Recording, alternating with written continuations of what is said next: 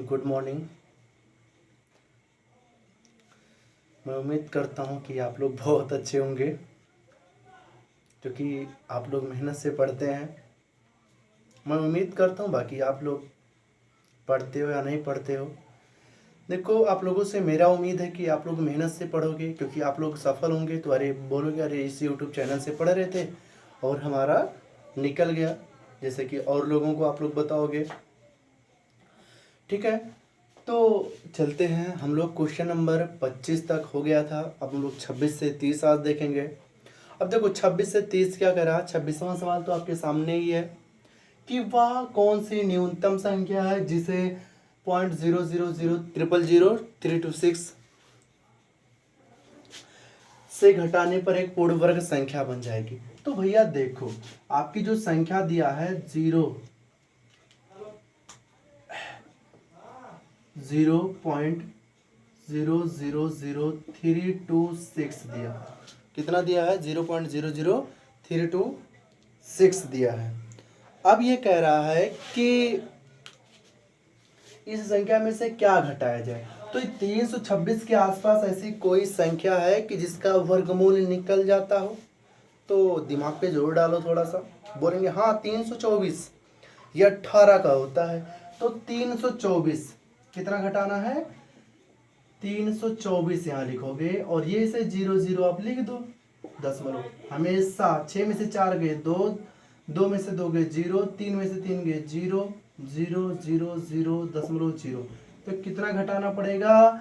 0.00000002। मतलब ये आपको क्या करना है? घटा देना है। किससे?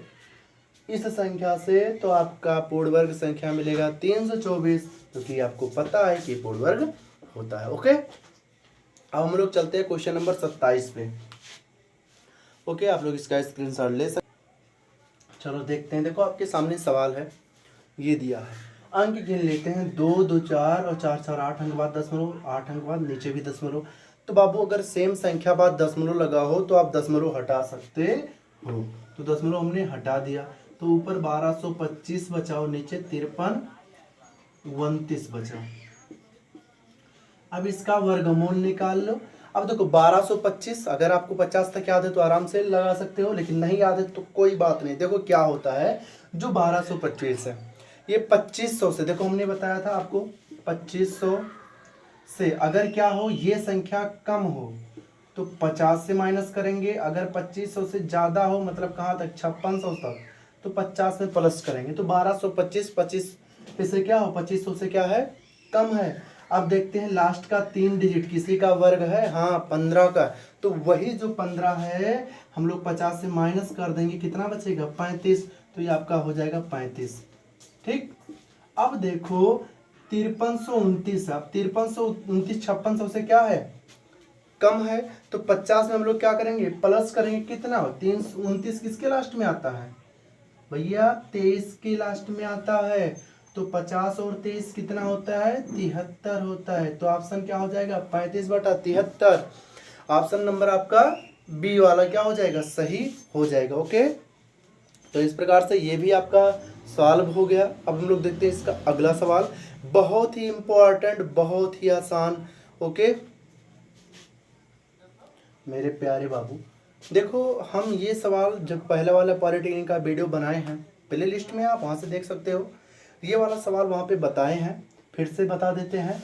देखो 7 + जो 4√3 है, 28वां सवाल है मेरा। 7 + 4√3 है, इसको a+b क्या होल स्क्वायर बनाएंगे। तो ये देखो 4√3 जो है इसको तोड़ो हमेशा 2ab के रूप में। तो 2 इसमें से निकालना है, तो इसे 1 की जगह पे क्या लिख सकते हो आप? 2, और गुणे b की जगह पे √3 है। तो ये मिल गया ना 2।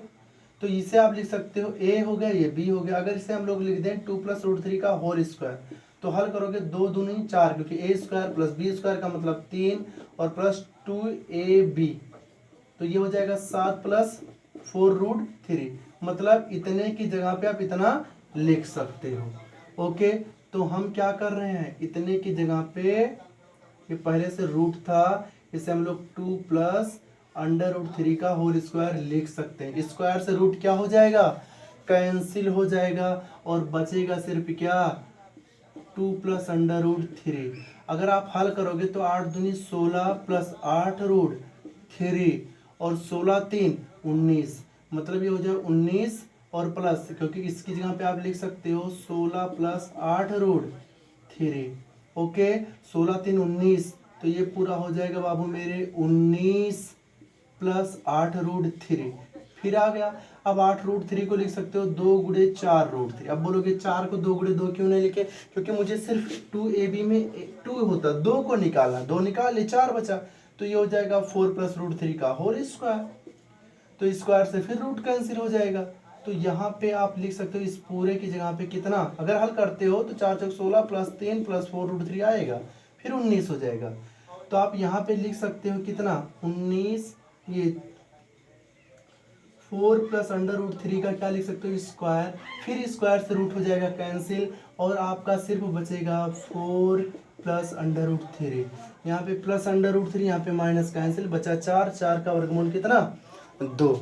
देखो अगर ना समझ में आए तो वीडियो को रिवाइज कर कर जरूर देखना और एक एक लाइन लिखना जैसे मैं काटता आया हूँ, क्योंकि अगर आप अपने दिमाग पे जोर नहीं डालोगे तो फिर समझ में नहीं आएगा। ओके, अब हम लोग देखते हैं अगला सवाल।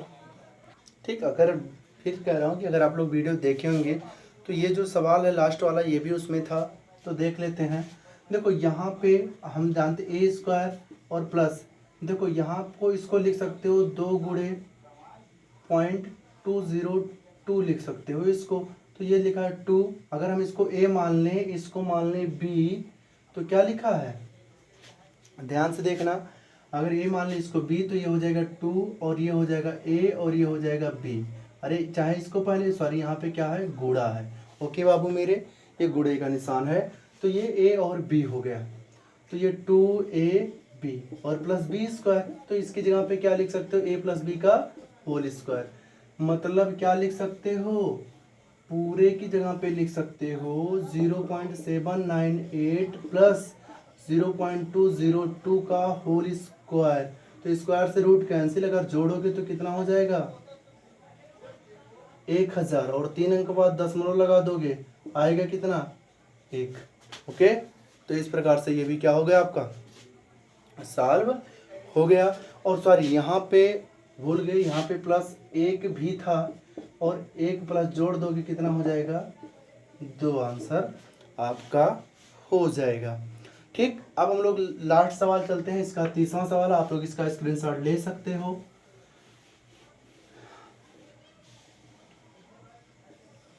तीसरा सवाल क्या कह रहा है कि यदि 50/x गुणे इक्वल टू 12x/12.5, तो x की वैल्यू बताना। देखो तो x का गुणा इधर जाएगा, गुणा होगा एक्स स्क्वायर, ये इधर जाएगा गुणा होगा, तो 125 में 5 का गुणा होगा कितना हो जाएगा 125 में अगर 5 का गुणा होता है तो 600 हो जाएगा बाबू। देखो 125 सॉरी जो भी हो 125 में अगर 5 का गुणा करते हो तो कितना 25 की 5 5 दूनी 10 और 10 तो 12 और 5 एक कम 5 एक 6। ठीक, तो कितना हो जाएगा 600 और 0 है तो 6250, एक अंक बाद दशमलव तो एक 0 हट जाएगा, मतलब 625 आ जाएगा। अगर हम लोग क्या करें x, तो ये हो जाएगा अंडर रूट में 625, तो x इक्वल टू 25, तो इसका भी आंसर आपका आ गया। ये लास्ट सवाल था। तो आप लोगों से बार बार मैं ये कहता हूँ कि यदि आपको वीडियो पसंद आए तो लाइक सब्सक्राइब व शेयर ज़रूर करें। ठीक है, बाकी आप लोग मेहनत से पढ़ते रहें लगन से, जैसे कि परीक्षा में जब आप बैठो तो कोई दिक्कत आपको ना आए, वैसे नहीं आएगी यदि आप रेगुलर पढ़े हो तो, क्योंकि मैथ जैसा सब्जेक्ट जो है वो लगभग 50 क्वेश्चन आते हैं। अब 50 क्वेश्चन तो पासिंग मार्क यही ले आता है, और आपको ज़्यादा से अगर 150 नंबर पा गए 400 के पूर्णांक में तो आप आराम से सरकारी कॉलेज, बढ़िया कॉलेज मिल जाएगा आपको। अब की बार तो 130 125 पे हुआ है बढ़िया, ठीक है, लगभग 100 तक हो गया है, तो आप लोगों को भी मिल जाएगा। मैं जनरल की बात कर रहा हूँ, 133 135 पे मिला है। बाकी एससी और ओबीसी को तो और कम, एससी वालों को 100 पे मिल गया है। तो आप लोग थोड़ी सी मेहनत करोगे तो आराम से हो जाएगा। बाकी धन्यवाद, आज के लिए इतना ही। बाकी अगले वीडियो में फिर मिलेंगे अगले चैप्टर के साथ। ये चैप्टर खत्म हो गया। ओके।